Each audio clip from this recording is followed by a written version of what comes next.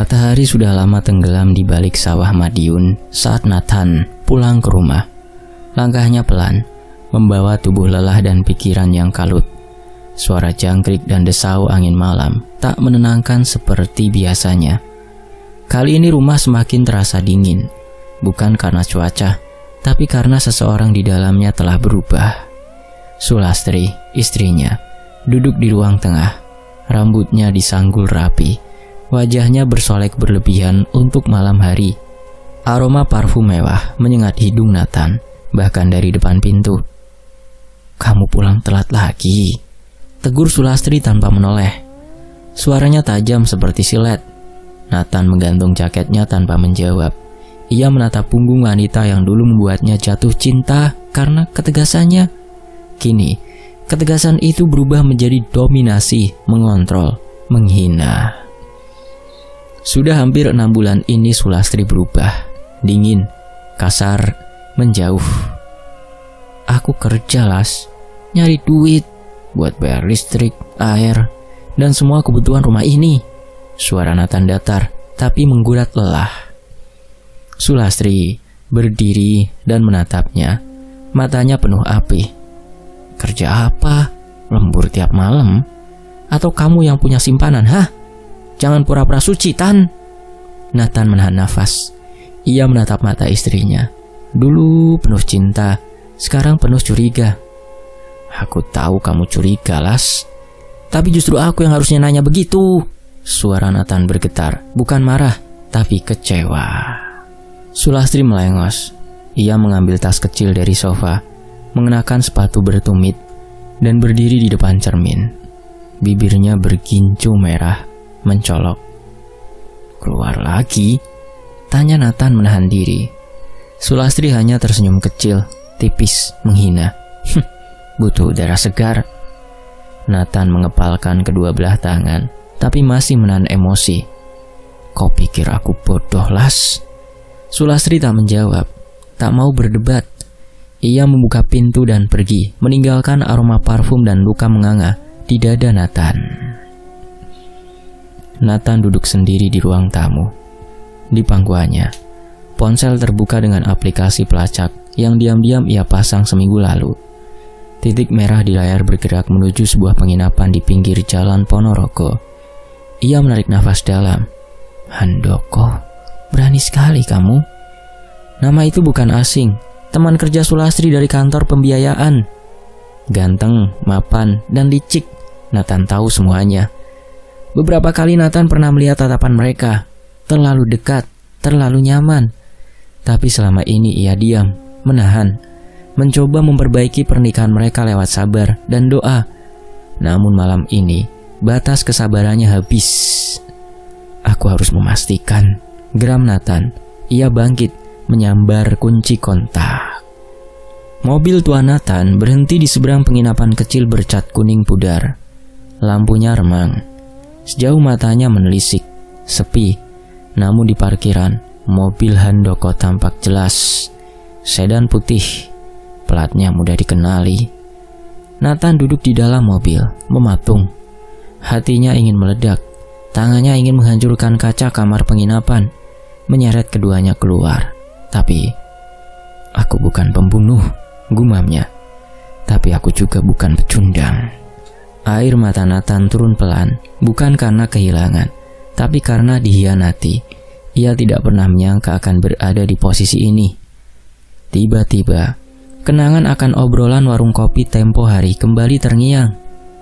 "Kalau sampai Anda mau tangannya kotor, cari Mbah Rekso saja," kata Pak Marto, tetangganya, yang pernah kesurupan dan disembuhkan oleh dukun itu.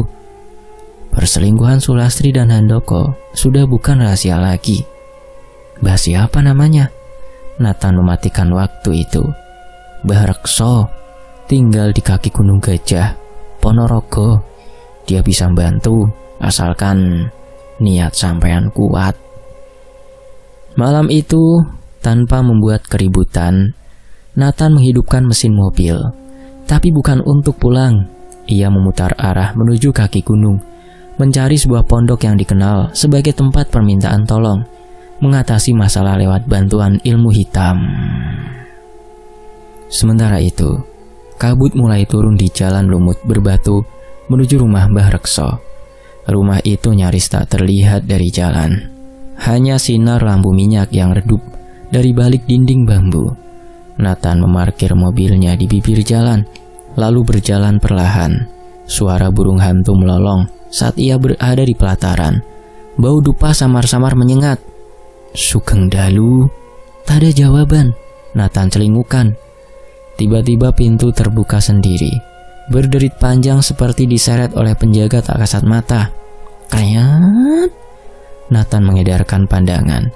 Di dalam, seorang lelaki tua duduk bersila. Rambutnya putih, matanya sipit menatap tajam ke arahnya. "Kowe Nathan?" tanya pria itu tanpa basa-basi. "Masuk," perintahnya. Nathan menelan ludah. "Iya, Mbah." Lalu mengatur posisi duduk berhadapan.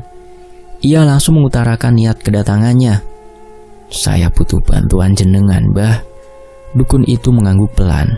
"Aku tahu, kowe dihianati istrimu dengan lanangan lain kan?" Nathan tertegun.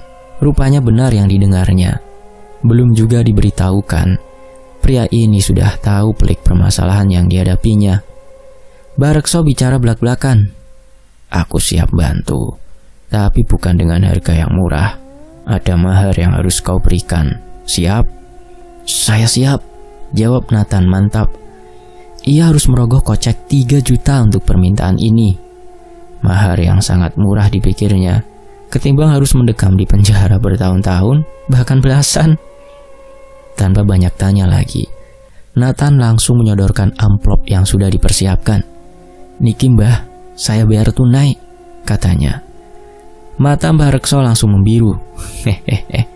"Oke, tak mulai sekarang. Pas hari bagus ini." Ia sisipkan uang itu di bawah meja tempat sesaji yang ada di hadapannya terlebih dahulu. Lalu Mbah Rekso mengambil sebatang tulang kecil, mulai menggambar dari sisa abu kemenyan di atas meja. Kemenyan baru kembali dibakarnya. Wangi campur amis memenuhi ruangan seketika. "Gancet!" desis Mbah Rekso. "Kowe ngerti artine?" Ia menatap wajah Nathan yang memperhatikan gambar dibuatnya tadi. "Ngerti, Mbah. Tapi saya ingin lebih dari itu. Saya ingin mereka malu, dihina, dilihat orang, supaya mereka tahu rasanya dikulit hidup-hidup." Suara Nathan berapi-api. Mbah Rekso tersenyum lebar, menyeringai.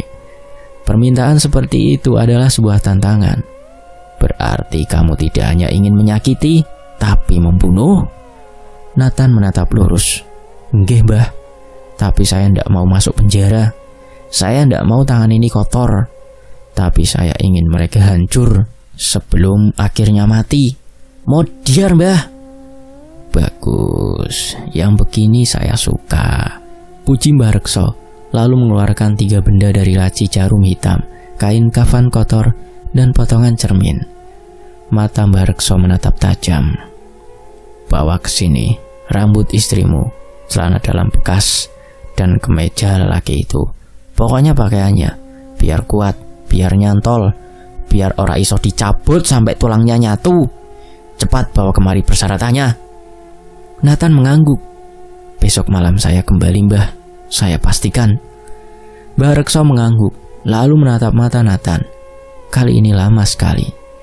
Tapi kalau kamu sudah masuk jalan ini, hidupmu tak akan sama lagi." Tapi Nathan sudah mantap. "Saya tidak peduli, Mbah." Ia segera berpamitan. Dan di luar rumah dukun itu, angin malam berhembus makin dingin, membawa serta aroma dendam yang baru saja dibangkitkan oleh kekuatan ilmu hitam. Nathan tak langsung pulang malam itu. Ia duduk di dalam mobilnya selama hampir 1 jam, menatap langit yang gelap gulita di atas puncak Gunung Gajah. Dingin menggigit kulit, tapi jantungnya lebih dingin, membeku oleh niat yang telah bulat, membunuh tanpa mengotori tangannya. "Aku bukan pembunuh, tapi aku ingin mereka mati dalam rasa malu," geram Nathan sambil mengisap rokoknya kuat-kuat. Sepanjang malam, Nathan membayangkan melihat Sulastri dan Handoko dalam keadaan telanjang, tapi bukan dalam kenikmatan. Mereka berteriak-teriak kesakitan. Pagi harinya, barulah Nathan pulang. Ia memasuki rumah perlahan, tapi Sulastri belum pulang, seperti yang sudah ia duga. Di dalam kamar, Nathan membuka lemari istrinya. Tangannya gemetar saat menyentuh pakaian yang dulu membuatnya mabuk cinta, tapi kini hanya menyimpan cicik. Ia memilih sehelai celana dalam renda hitam, masih tergantung di gantungan. Lalu ia mencari ikat rambut di laci rias. Rambut panjang Sulastri seringkali menempel. Yang terakhir dan paling sulit, Nathan harus mendapatkan kemeja handoko. Dan Tuhan seakan mengatur semuanya. Saat Sulastri pulang siang, dalam kondisi lemas, rambut acak-acakan, dan bibir tak lagi ada polesan gincu, ia hanya berkata, "Jangan tanya aku dari mana, aku mau istirahat." Nathan tak menjawab. Ia hanya mengangkat alis dan masuk ke kamar mandi. Di situ ia melihat tas kerja Sulastri terbuka. Di dalamnya, sebuah kemeja pria putih tergulung rapi. Tanpa ragu, Nathan mengambilnya. "Pasti ini pakaian si handoko keparat itu. Terima kasih atas semua bahan-bahannya, Lastri," bisiknya. Setelah mendapatkan persyaratan, Nathan kembali ke pondok Mbah Rekso dengan kantong plastik hitam. Dukun tua itu sudah menunggu di balik meja ritual. Tangannya memegang tongkat kayu penuh ukiran. "Gimana? Lengkap?" tanyanya saat Nathan sudah di hadapannya. "Lengkap, Bah," Nathan menyodorkannya. Mbah Rekso membuka isi kantong. Dirupnya dalam-dalam aroma dari celana dalam itu. Ini kuat. Bau hianatnya masih nempel." Ia tertawa kecil. Nathan hanya menatap dingin. Mbah Rekso mulai menyiapkan ritual. Kemenyan dibakar. Api kecil dari mangkuk tanah liat menyala biru kehijauan. Seekor ayam cemani dikurung dalam lingkaran garam dan jarum. Lalu Mbah Rekso menggurat simbol segitiga dan bulan terbalik dari abu kemenyan. Ritual ini bukan mainan. Sekali dimulai, tak bisa dihentikan. Kalau jiwamu goyah, setan malah makan kamu dahulu. Mbah Rekso memberitahukan konsekuensi buruk. Nathan mengangguk. "Saya siap, Bah. Niatku sudah mantap." "Taruh celana ini di sebuah tengkorak," perintah Mbah Rekso. Nathan melakukannya. "Sampun, Bah." Kedua belah tangan Mbah Rekso mulai menari-nari kecil.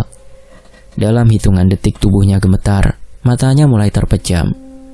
Ia merapal mantra pelan. Lalu makin lama, makin keras. "Asmo kang awujud, nyawiji rasa sengsara. Rasa nikmat dadi tali setan, rasa jemu dadi jebakan. Gancet nganti balung nyatu, nganti urip mambu dosa." Tiba-tiba ayam cemani itu menggelepar, menjerit. Cekrek. Lehernya digigit ular kecil hitam yang entah dari mana datangnya. Darah muncrat ke tengah lingkaran yang ada di atas meja ritual. Dan tepat saat itu, api yang melalap kemenyan berubah menjadi ungu. Kain dalam Sulastri tiba-tiba terbakar pelan dan kemeja handoko menghitam dalam hitungan detik. "Sudah dimulai," teriak Mbah Rekso.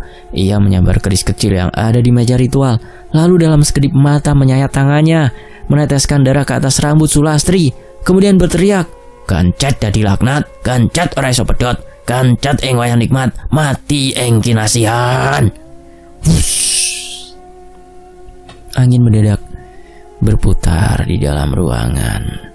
Api padam sendiri.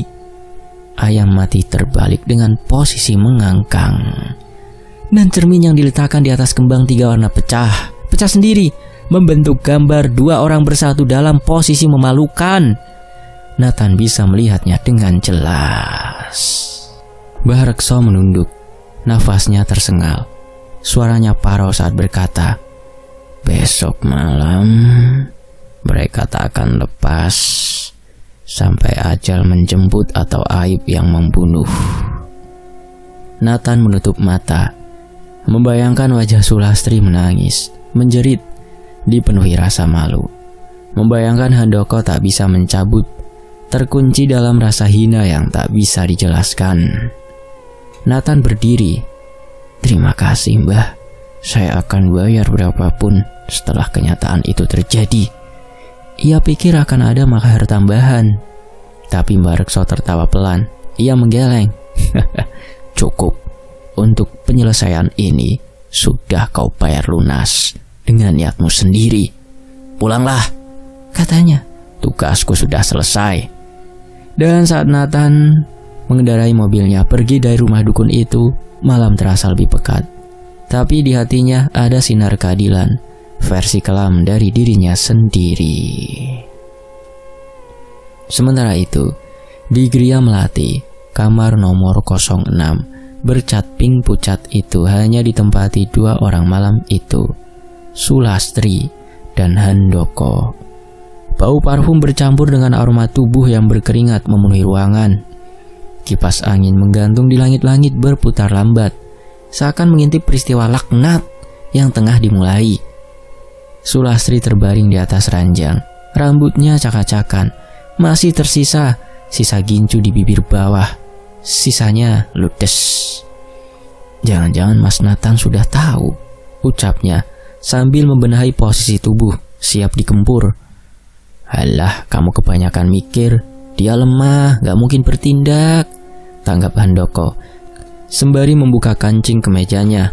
Sulastri tertawa kecil. Lemah bukan berarti bodoh loh. Handoko tak tertarik membahas hal itu. Ia naik ke ranjang, dan dalam waktu singkat mereka sudah hanyut dalam gelombang nafsu. Suara desahan dan kasur berderit bersaut-sautan di balik tembok tipis. Handoko mengambil posisi di belakang, dan tubuh Sulastri menunduk, membentuk busur, posisi yang paling ia suka, katanya. Tapi tepat saat tubuh mereka menyatu dan kenikmatan mencapai puncaknya, pruk, Sulastri mencengkram spray. Kepalanya menoleh ke belakang. Handoko, stop dulu, cabut, desisnya panik. Handoko mengerutkan dahi. Duh, iki kenapa toh? Bukannya katamu biar sampai tetesan terakhir. Tapi justru Sulastri histeris. Cabut, aku kerasa aneh. Ia menggeliat keras. Iya yo, ngageti. Kedumel Handoko sambil menarik pinggulnya pelan. Namun tak bisa. Lah kok macet? Ucapnya dengan nada bingung. Handoko mencekal kuat pinggang Sulastri. Cepet dong, ini sakit. Sulastri mulai menggeliat panik, namun tak peduli. Seberapa keras mereka mencoba, tubuh mereka menempel, tak bisa terpisah. Bahkan lebih dari sekedar melekat. Ada semacam daya hisap yang menahan mereka di posisi itu. Hanya 5 menit saja, kamar yang tadinya penuh desahan berubah menjadi suara ketakutan. Gak bisa ikilas, sumpah gak bisa. Handoko kini mulai panik. Sulastri menjerit, tolong Handoko, tarik. Kedua belah tangan Sulastri sudah mencakar spray dengan brutal. Handoko terus berusaha, namun makin ditarik, makin menyedot. Rasa sakitnya makin menjadi seperti otot yang ditarik paksa, tetapi tak bisa lepas. Ya Tuhan, apa ini? Handoko terengah-engah. Pusakanya benar-benar tak terlihat, tertancap habis.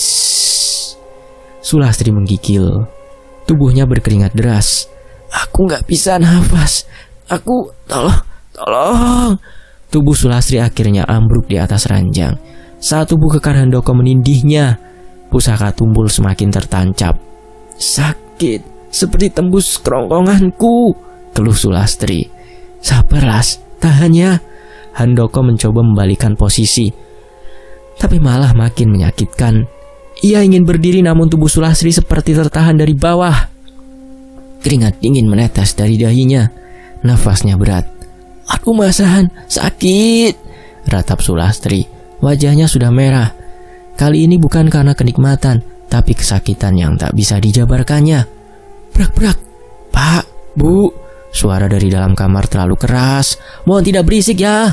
Suara petugas Gria penginapan terdengar dari luar.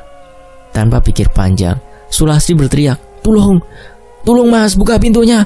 Kami tidak bisa lepas. Beberapa saat hening.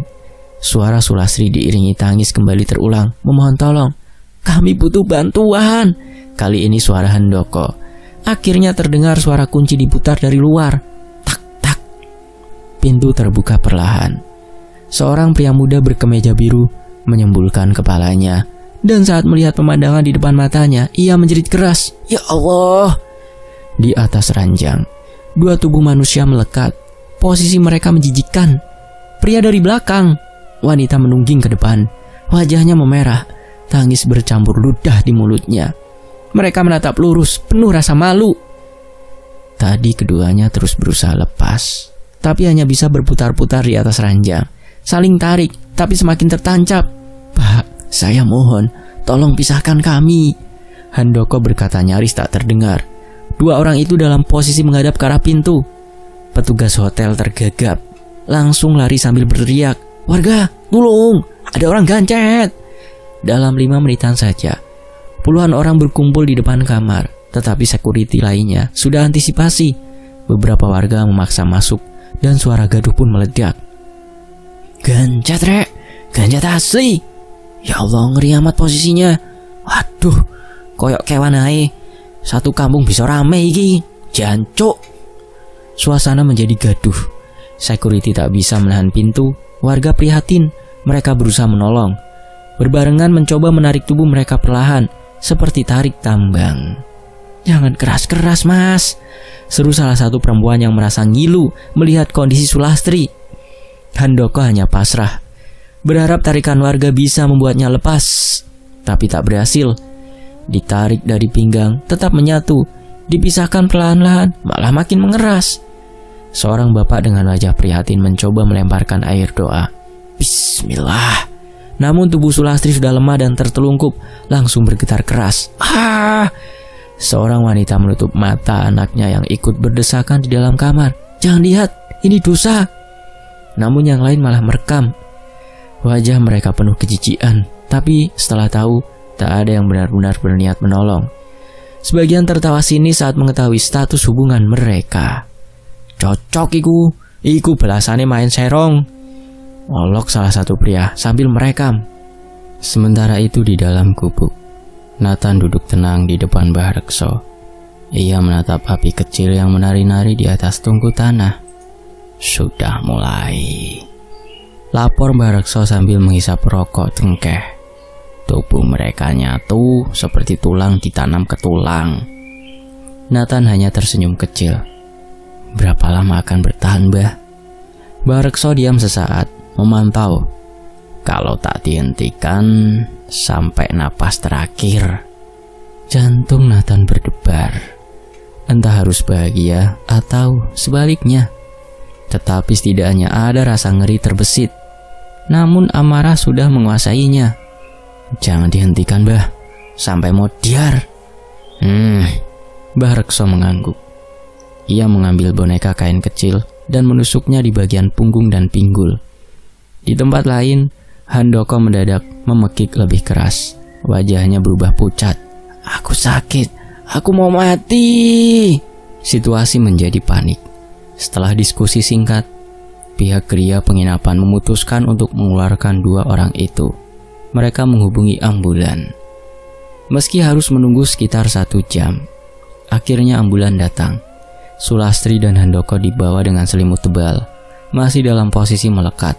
Mereka tak bisa duduk normal, jadi diangkut dalam posisi jongkok tertindih. Kepala keduanya diselimuti, tapi bagian bercocok tanam tidak. Setibanya, dokter, suster, bahkan polisi yang mendapatkan aduan terkejut melihat kondisi mereka.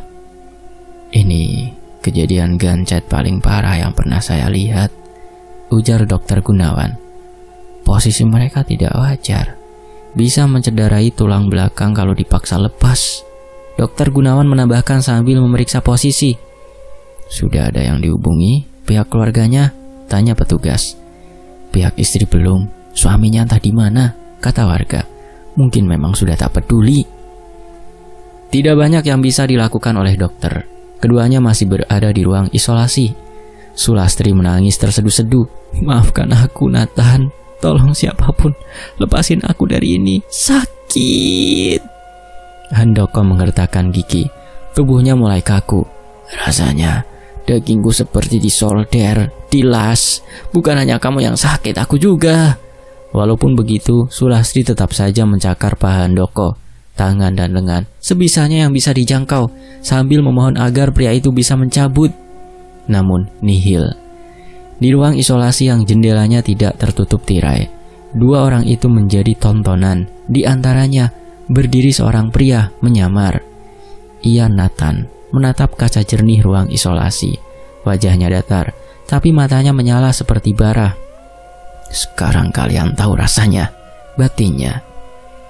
Masih di ruang isolasi, bau cairan antiseptik bercampur aroma keringat dan darah memenuhi ruangan.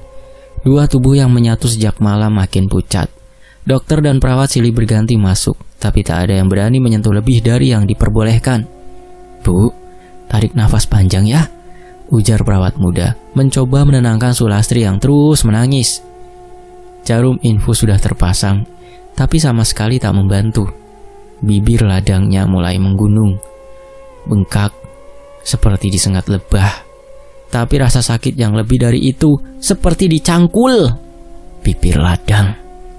"Aku mau mati. Aku gak kuat, Mbak. Tolong lepasin." Suara Sulastri serak. Kepalanya bergetar di atas bantal kecil yang diletakkan miring. Handoko mendengus lemah. Tubuhnya berkeringat deras. Wajahnya mulai membiru. Beberapa bagian tubuhnya penuh darah segar, bekas garukan Sulastri. "Dok, tolong. Ini sakitnya seperti ada paku dibor di tulangku." Aduh, Handoko terputus-putus. Dokter Gunawan menggeleng. Saking tegangnya keringat bercucur di wajahnya. Ini bukan medis. Sudah kami coba pelemas otot, bius total, bahkan alat pelepas otot panggul. Mereka tetap saling terikat, seolah daging mereka menyatu, ujar salah satu dokter spesialis ortopedi dengan wajah tegang. "Secara medis tidak masuk akal." Polisi yang ditugaskan menjaga hanya berdiri mematung. Salah satu petugas rumah sakit mencoba mengusulkan, "Pak, bagaimana kalau kita panggil ustadz atau kiai? Ini sudah kejadian luar biasa. Saya bisa bantu menghubungi seorang kiai." Usul itu langsung diterima. Polisi akan datang ke alamat. Pagi menjelang. "Gancet?" Kiai Umar mengangkat alih saat kabar itu datang padanya. "Gancet biasa atau yang sudah dicocoki ilmu dukun?" tanyanya datar. "Yang kedua, Yai," jawab utusan, seorang polisi senior. "Kemungkinan ilmu hitam berat. Mereka sudah melekat 12 jam. Posisi tidak berubah." Kiai Umar diam sejenak, matanya menerawang. Ia mengambil tongkat kayu tua dari sudut musola, lalu mengenakan jubah putih dan sorban biru. "Bawa saya ke sana." Mobil patroli polisi meninggalkan kediaman Kiai. Saat tiba, wartawan berdatangan. Video yang semalam diunggah oleh salah satu warga menyebar cepat.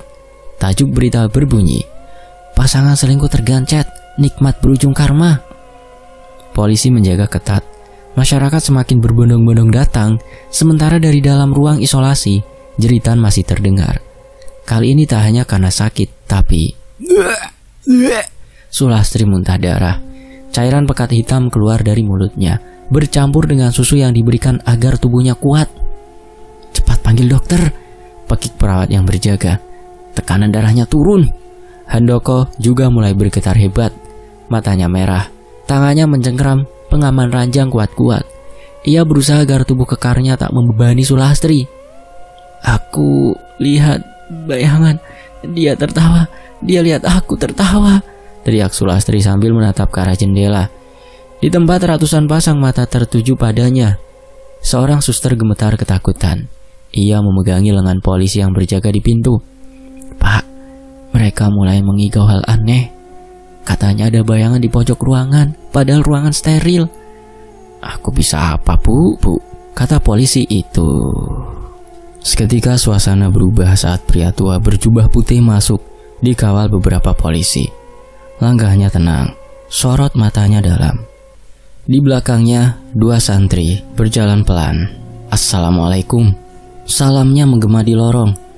Para dokter dan perawat memberi jalan, tapi Kiai Umar berdiri di depan kaca ruang isolasi. Ia tak langsung masuk. "Siapkan air dan bawa daun bidara 7 lembar, garam kasar, dan segenggam tanah makam baru. Sekarang." Santri cepat bergerak. Semua media itu sudah disiapkan.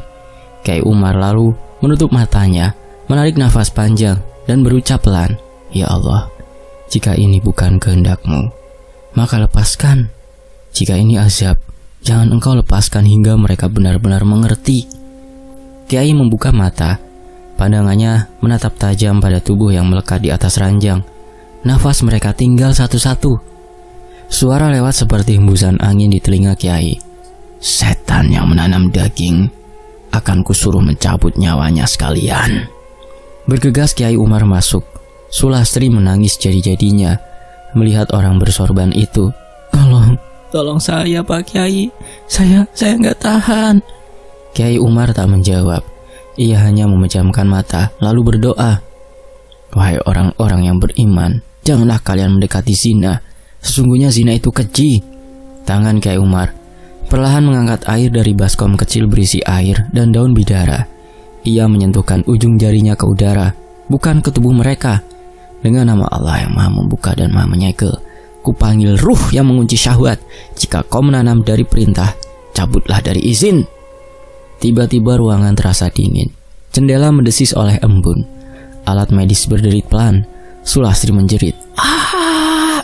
Lalu diam. Handoko menggigil. Mulutnya terbuka, seperti ingin berteriak, tapi suara tidak keluar. Cerak! Terdengar suara rahang atau kerongkongan patah. Mengerikan. Dokter berlari masuk setelah mendengar alat monitor berdenting, namun terlambat. Sulastri berhenti bernafas. Tubuhnya diam tak bergerak, limbung, tertelungkup. Handoko kejang-kejang, lalu menyusul 2 menit kemudian. Wajah mereka membeku, tapi masih dalam posisi melekat, tidak terpisahkan, bahkan dalam kematian. Petugas medis dan polisi bergerak cepat, seperti yang disarankan oleh Kiai. "Aib ini jangan sampai jadi tontonan. Dokter, mohon percepat kepulangan jenazah." Rumah sakit menyanggupi. Polisi bergerak cepat. Di pemakaman umum desa, 1 keranda diturunkan. 2 mayat dikafani dalam posisi menyatu. Disolatkan 1 kali dengan niat orang mati berdosa besar. Warga memandang nisan yang baru ditancap sambil menggeleng. Sulastri dan Handoko bersatu dalam nafsu, binasa dalam karma. 2 hari kemudian, Nathan kembali ke pondok Barekso. Kali ini dengan baju rapi dan amplop besar di tangannya. "Saya datang mengucap terima kasih Mbah, sudah selesai." Barekso tertawa kecil, duduk santai sambil menyeduh kopi pahit. "Ngono yo ngono Tan, tapi kamu wes siap bayar lunas?" Nathan mengernyit. "Bukankah sudah selesai Mbah? Mereka sudah mati." "Jasmaninya iya, lah tapi rohnya?" Barekso menggeleng. Wajah Nathan berubah tegang. Barekso menepuk pundaknya. "Seng penting, kalau ada suara-suara tengah malam, jangan dijawab. Kalau kamu mimpi dijemput orang telanjang, jangan mau," pesannya. Nathan diam, tapi saat pengkhianatan itu terlintas, raut wajahnya mengeras. "Aku sudah terima resikonya Mbah." 3 hari setelah pemakaman, mendung menggantung rendah di atas langit desa Bangunrejo, tempat Nathan tinggal. Suasana pekuburan di pinggir sawah basah itu masih sunyi. Tanah di liang kubur ganda tempat Sulastri dan Handoko dikuburkan belum mengeras. Di atas gundukan tanah yang belum rata, hanya ada 1 nisan sederhana dari kayu jati. Sulastri dan Handoko bersatu dalam nafsu, binasa dalam maksiat. Itu jadi teguran keras. Tak ada keluarga yang datang menabur bunga. Tak ada doa, hanya angin sore yang mengusap pelan dan burung gagak yang sesekali melintas. Namun siang itu, seorang pria berdiri di ujung makam, diam, membisu. Nathan. Rambutnya dibiarkan berantakan, dan wajahnya tirus karena tak pernah tidur demi terkabulnya santet. Bahkan tidak makan, ia harus puasa. Nathan berdiri mematung, membawa pincuk daun pisang berisi bunga kamboja putih. Kedatangannya bukan untuk memaafkan, tapi untuk menandai bahwa semuanya telah berakhir. "Las," suaranya pelan. "Dulu kamu istriku yang gua harap melahirkan anak-anakku.